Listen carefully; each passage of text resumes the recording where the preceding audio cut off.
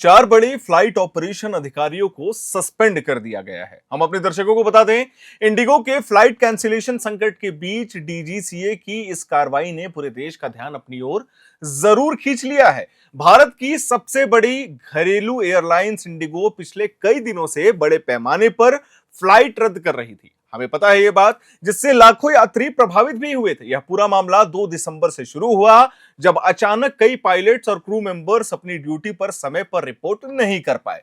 शुरुआत में लगा कि यह कोई सामान्य दिक्कत हो सकती है, लेकिन देखते ही देखते इसका असर पूरे देश के एयरपोर्ट्स पर दिखाई देने लगा। कई फ्लाइट्स देरी से चल रही थी, कई फ्लाइट्स रद्द करनी पड़ रही थी और कई जगह यात्रियों की भारी भीड़ एयरपोर्ट पर फंसी हुई थी। 3 से 5 दिसंबर के बीच हालात इतने खराब हो गए कि हजारों लोग बिना उड़ान के एयरपोर्ट पर पूरी रात बिताते हुए नजर भी आए। इसके बाद सरकार और डीजीसीए सक्रिय हुआ और सीधे इंडिगो से सवाल जवाब मांगा गया कि आखिर इतनी बड़ी गड़बड़ी हुई कैसे। इसी बीच डीजीसीए ने आज 4 फ्लाइट ऑपरेशन इंस्पेक्टरों को निलंबित कर दिया है, जिनका काम एयरलाइंस की सेफ्टी, पायलट ट्रेनिंग और ऑपरेशनल कंपाइलेंस की निगरानी करना है। डीजीसीए का कहना है कि जब इतनी गंभीर समस्या चल रही थी, तब इन अधिकारियों ने अपने स्तर पर जो कार्रवाई होनी चाहिए थी वो नहीं की और इसी वजह से यह कदम डीजीसीए को उठाना पड़ रहा है। इसी बीच हम आपको बता दें, इंडिगो ने भी अपने स्तर पर आज एक बड़ा ऐलान किया है। एयरलाइंस के बोर्ड ने एक स्पेशलाइज्ड अंतरराष्ट्रीय कैंसलिंग फॉर्म यानी कि चीफ एविएशन एडवाइजर्स एलएलसी की नियुक्ति की है, जिसका नेतृत्व कर रहे हैं कैप्टन जॉन इल्सन। यह फर्म इंडिगो में हुई गड़बड़ी की स्वतंत्र जांच करेगी और पता लगाएगी कि असली समस्या कहां है और क्यों हो रही है। यह कदम इंडिगो बोर्ड की क्राइसिस मैनेजमेंट ग्रुप यानी सीएमजी की सिफारिश पर उठाया गया कदम माना जा रहा है। सीएमजी का मानना है कि इस घटना की जड़ तक पहुंचने के लिए एक स्वतंत्र विशेषज्ञ समीक्षा जरूरी है। इसी बीच इंडिगो के सीईओ पीटर एल्बर्ग को भी डीजीसीए ने आज फिर से तलब किया है। उनसे पूछा जा रहा है कि इतने बड़े पैमाने पर फ्लाइट्स रद्द कैसे हुई,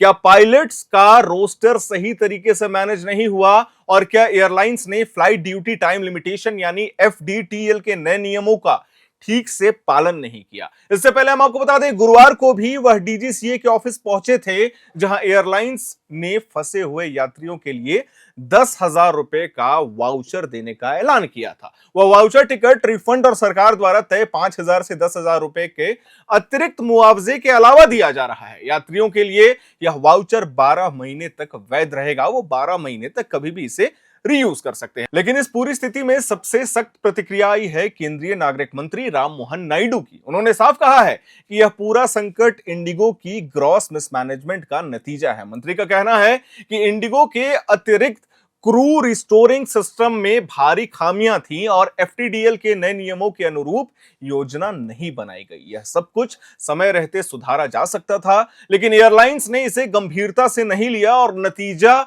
देश के लाखों यात्रियों को परेशानी झेलनी पड़ी। गुरुवार को इंडिगो में 200 प्री प्लान्ड फ्लाइट्स रद्द की और करीब 60 फ्लाइट्स को अचानक से कैंसिल करना पड़ा।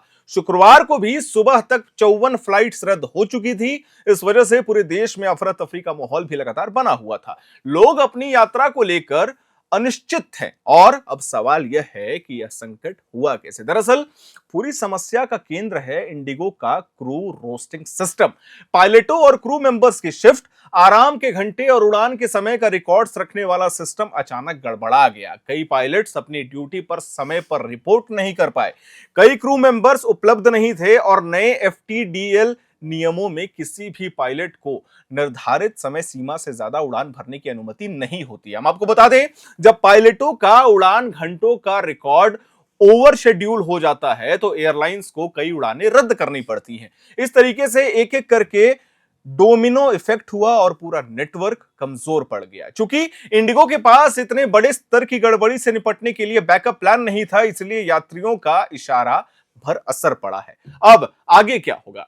इंडिगो 3 स्तरों से दबाव में है। हम आपको बता दें, पहला, डीजीसीए की सख्त जांच, 4 अधिकारियों को सस्पेंड किया जा चुका है, हमने बार बार यह बात कहा है, और सीईओ से लगातार जवाब मांगा जा रहा है। दूसरा, अंतरराष्ट्रीय काउंसलिंग फर्म की जांच रिपोर्ट। कैप्टन जॉन इंसन की टीम इस पूरी घटना की जड़ तक पहुंचेगी और बताएगी कि असली गड़बड़ी कहां हुई और इसे कैसे ठीक किया जा सकता है। तीसरा, सरकार की नाराजगी। मंत्री का सीधा बयान बताता है कि इस बार सरकार इस मामले को हल्के में तो नहीं लेने वाली है और एयरलाइन से जवाबदेही भी मांगी जाएगी।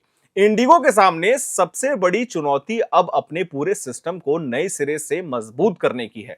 भारत की एविएशन इंडस्ट्री पहले ही पायलट कमी, स्टाफ दबाव, तकनीकी दिक्कतों और तेजी से बढ़ती मांग जैसी चुनौतियों से जूझ रही है। ऐसे में देश की सबसे बड़ी एयरलाइंस का लड़खड़ाना सीधा असर पूरे देश पर तो पड़ता ही है। इंडिगो को अब अपने रोस्टर सिस्टम को अपडेट करना होगा, पायलट और क्रू प्रबंधन पर दोबारा से काम करना होगा, डीजीसीए के नियमों के तहत पारदर्शिता लानी होगी और सरकार के सामने स्पष्ट जवाब भी रखना होगा, क्योंकि अगर आने वाले दिनों में सुधार नहीं हुआ तो यह संकट और भी गहरा हो सकता है। अंत में बात यही है कि भारत की हवाई यात्रा लगातार बढ़ रही है और इसी बढ़ती जिम्मेदारी के साथ एयरलाइंस को अपने सिस्टम को ज्यादा मजबूत और ज्यादा जबरदस्त बनाना होगा। इंडिगो का यह संकट एक बड़ा सबक तो है हम सभी के लिए। जब प्लानिंग कमजोर होती है और मैनेजमेंट चूकता है तो उसकी कीमत पूरे देश को चुकानी पड़ती है। अब सबसे बड़ा सवाल यही है कि इंडिगो इस गलती से क्या सीखता है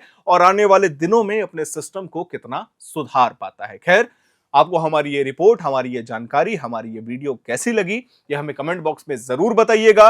मैं उम्मीद करता हूं आपको हमारी ये जानकारी पसंद आई होगी। इसे लाइक करें, शेयर करें, हमारे चैनल को सब्सक्राइब करें। कैमरे के पीछे मौजूद है मेरे सहयोगी अभिषेक मुकुंद। मेरा नाम है हर्षित और आप देख रहे हैं एयर नाउ।